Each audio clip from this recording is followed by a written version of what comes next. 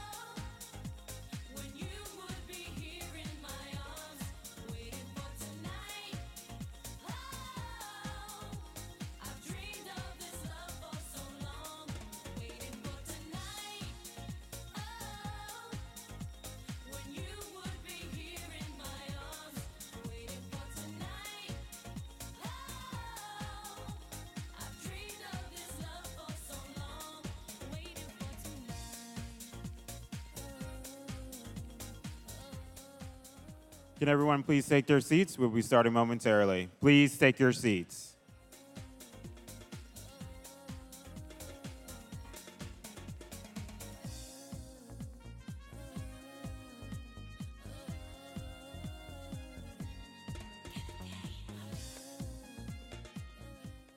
Please welcome to the stage Victory Institute Board of Directors Chair John Tetstrom. Hello, Victory. How are you guys? How are you doing today? All right. So, it strikes me that over the course of its 26 years, the Victory Fund and Institute have been blessed with extraordinary leadership. And these are leaders who have driven the organizations to new heights and built LGBTQ power to advance equality for all of us. Back in 2015, when the board of directors recruited Aisha Moody Mills to be our leader, we were continuing in that tradition of finding the best and the brightest. Aisha brought with her her own experiences, her perspectives, and her vision, and added to the legacy of Victory.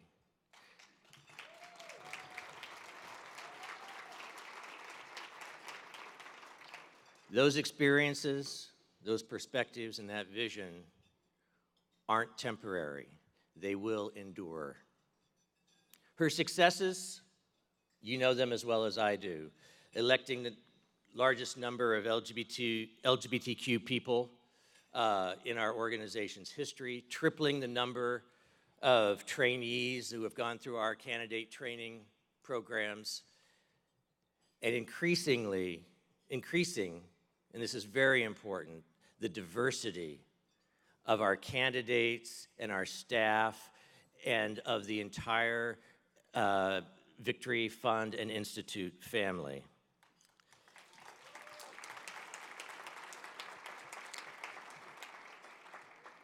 Today, we celebrate Aisha's leadership, and we also celebrate the transition to a new leader, our new president and CEO, Annise Parker.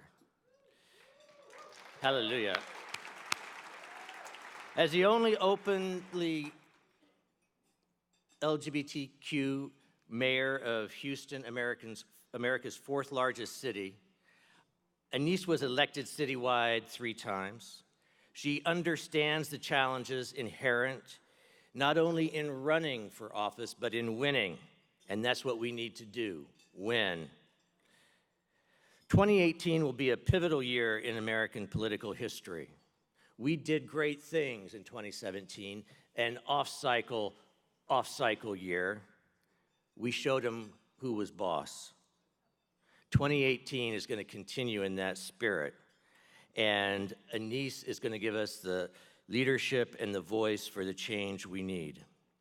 I know that you are all eager to hear from her, so let me invite her to the stage to say a few words about the future of Victory. Annise.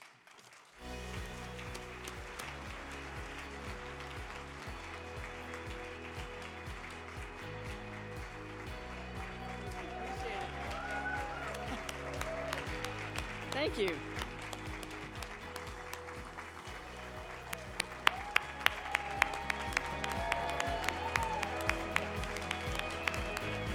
Appreciate that. Thank you. Thank you.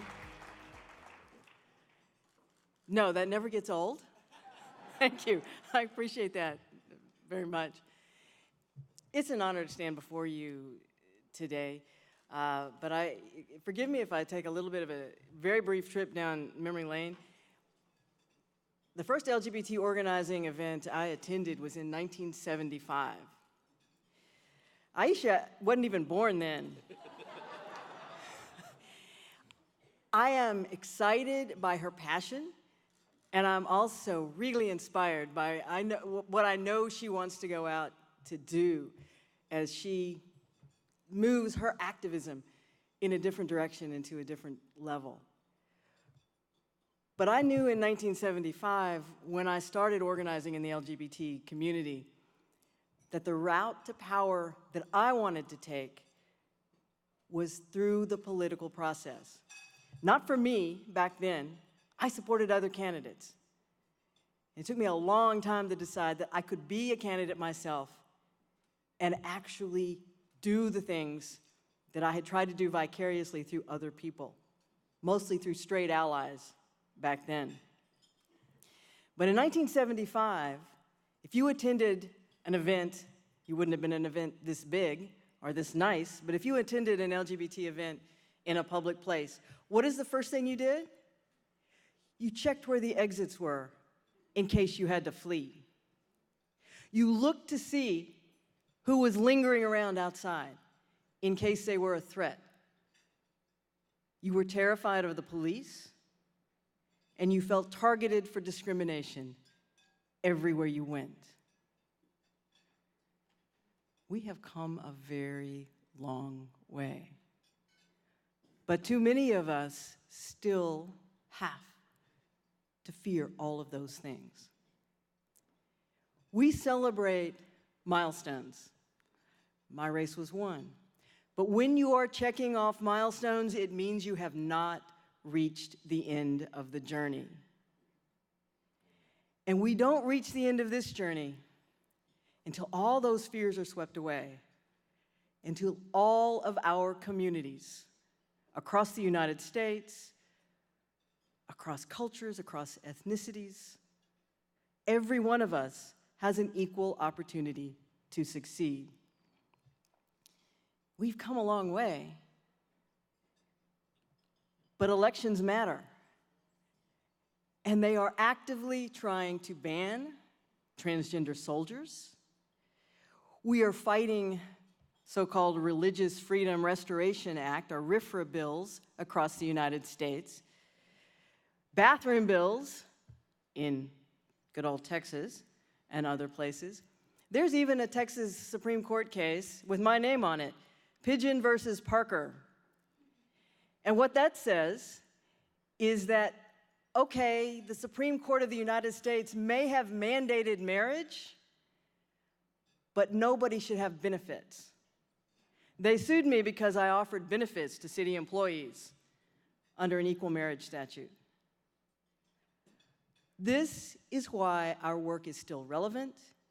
This is why we have to continue to do everything we can to put people in office, to put a stop to this nonsense.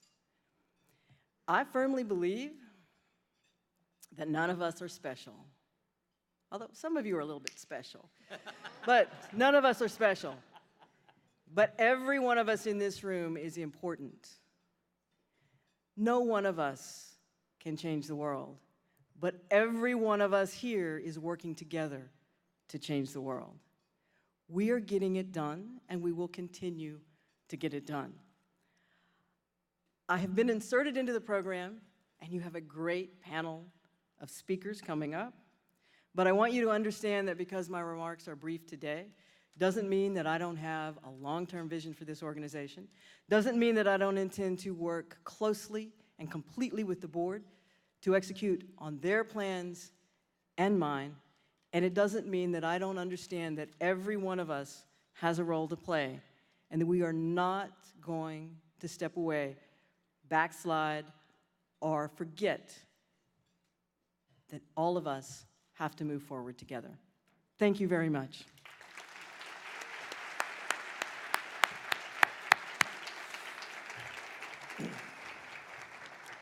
So, Anise, how does this go? Like that? I'm not sure I'll ever quite get that down. But we are thrilled and fortunate to have Anise take over at this critical juncture in America's history. And we also are so indebted to Kathy, her wonderful wife, for sharing Anise with us. And we look forward to working with you, Kathy, and to building a deep friendship and partnership with both of you. I have just had the great pleasure of introducing our new CEO for the first time to all of you. Now I understand that the voice of God is going to take us off, so I'm going to now turn it over to the Almighty. Please welcome to the stage Congressman Mark Takano from the 41st District of California.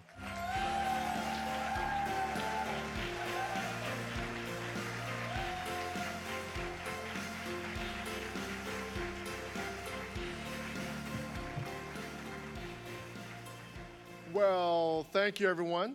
Hi, Aisha. Thank you, everyone, for being here today, and thank you, Aisha, for inviting me to speak at this terrific event. Your leadership has helped the Victory Institute stand strong at a time when its mission is more important than ever.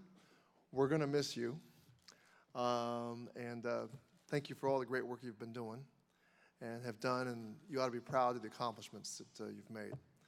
And Anise, I know you're poised to take the baton towards victory in 2018. So Anise, welcome. There you are. Today, we're here to talk about the shifting trends of America and how they impact the LGBTQ community. It's an appropriate topic for this moment. And if we've learned anything over the past couple of years, it's that you can always count on change in America, but you can't always count on progress in America.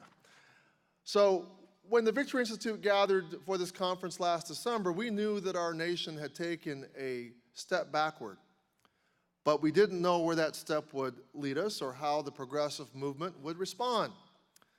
In the first year of the Trump administration, we've faced an onslaught of attacks against LGBTQ Americans, working families, women, Muslims, racial and ethnic minorities. But we've also seen an incredible resistance emerge to counter the dangerous impulses of this White House. A day after the inauguration, people across our nation and around the world marched to make their voices heard. And thank you for the people in this room who are part of that. On a quiet Friday evening, lawyers in cities, big and small, rushed to defend innocent people caught up in the president's Muslim ban. On Twitter, the commander-in-chief told trans service members that their service was no longer valued. And yet those same trans service members still reported to their posts and stood guard over a nation whose leader had defamed and insulted them. This truly has been a year of challenges, but also a year of heroes, and many of those heroes are here in this room. This year of resistance has also been exhausting, but also effective. Those who oppose the values of our community and who question our right to equality under the Constitution control all three branches of government. Yet for all their power and all their anger, they have accomplished very little. In fact, the Affordable Care Act, the fate of Dreamers, and the rights of transgender Americans have achieved broader support in the public because of your tireless efforts. We have another year of difficult fights ahead of us, but hopefully next November, thanks to the work of the people at this conference, will mean that help is on the way. With more than 24 openly LGBT candidates running for Congress in 2018, our community has a chance to translate the energy of the resistance into tangible political power and real oversight authority over a president who must be held accountable.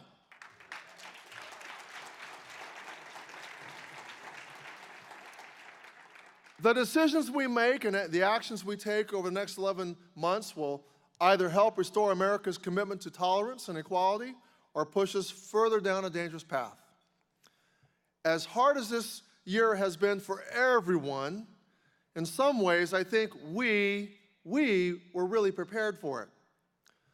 As people of color, as trans people, as gays, lesbians, bisexuals, and women, we didn't enter the year 2017 as naively as some of our straight, white, cis white males. And when I see the shock on the faces of some of my progressive friends who never dreamed our nation could fail so badly, I think to myself, oh, girl.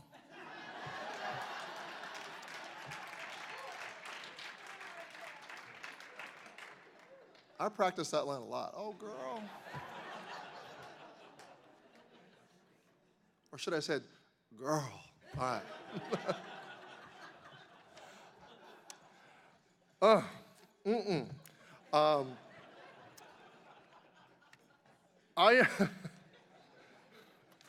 I am the son and grandson of Japanese Americans who were earned by their own, that were interned by their own government due to their ancestry. My grandfather lost his property and his greenhouses in Washington State, and when he was relocated and imprisoned, along with more than 110,000 other persons of Japanese ancestry, 75 years ago. And I witnessed the consequences of that injustice. Instead of retiring to the life he deserved, he became a gardener in his advanced age.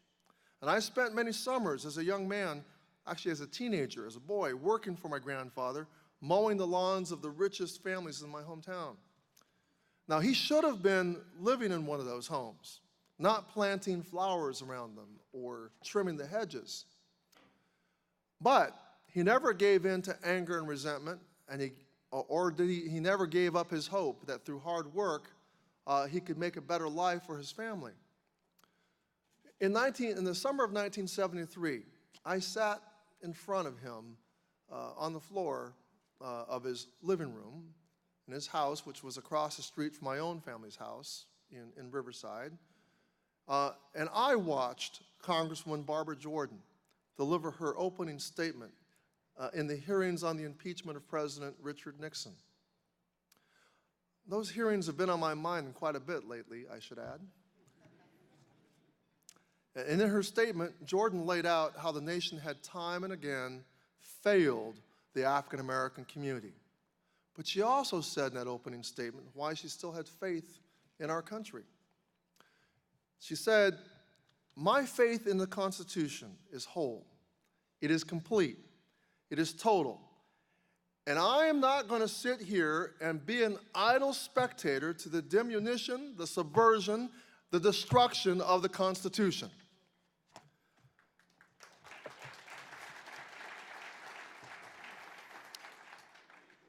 Her faith, despite all the evidence to the contrary, is a sentiment that I think all of us can understand.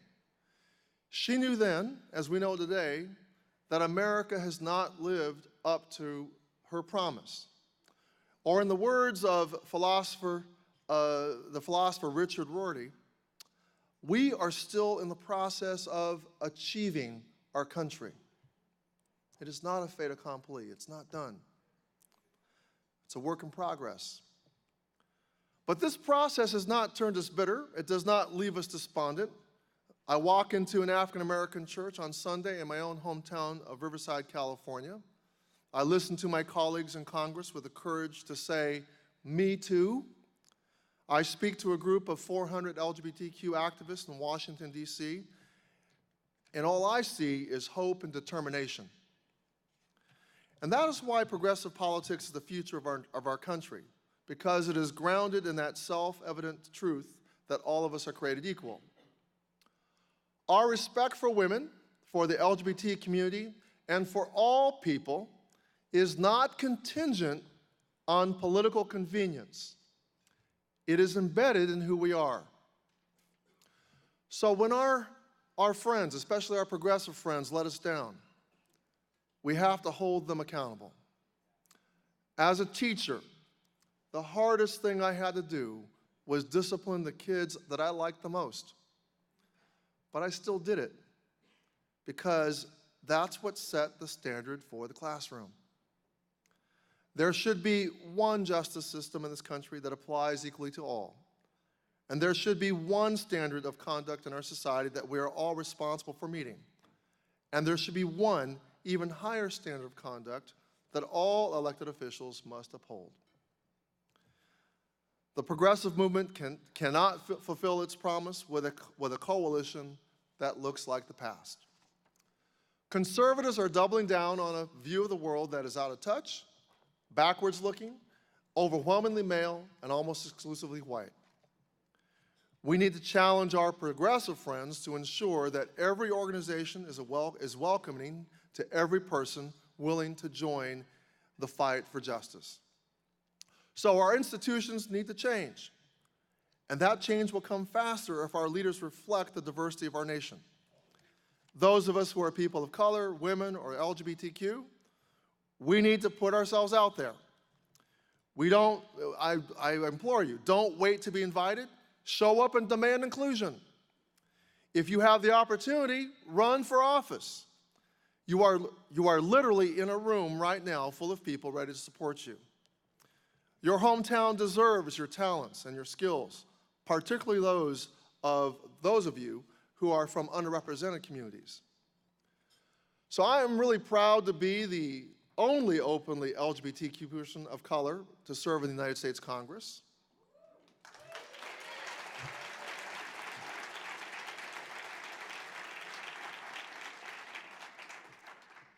Gaysian.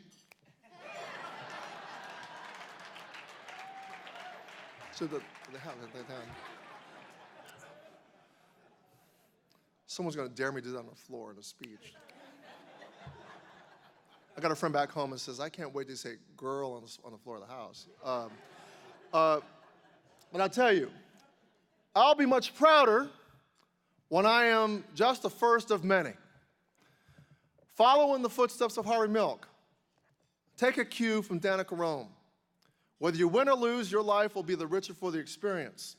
Though as someone who's done both, win and lose that is, it's far more fun to win.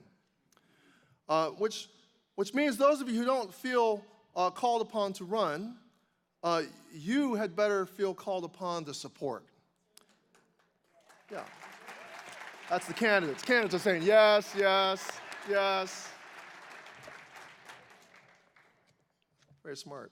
The people in this room who are putting themselves forward for school boards, for state legislatures, for Congress, they can't get us a seat at the table unless you help them win. And when we win, we will do so graciously. We will show our opponents the kindness that they refuse to show us. That night, when Danica Roem defeated Bob Marshall, a man who depicted her as a predator, that night reporters wanted to gloat. They wanted her to gloat. They wanted her to use that moment to embarrass Bob Marshall. Instead, she said this: "I don't attack my constituents. Bob is my constituent now."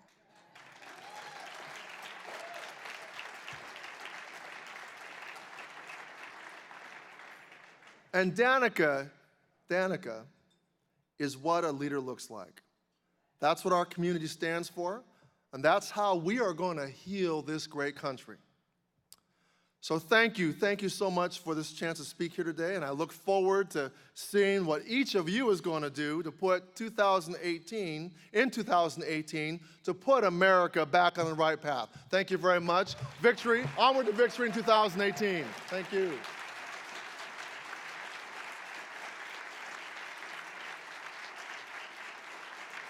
We'll now take a brief 10-minute intermission while the next course is being served.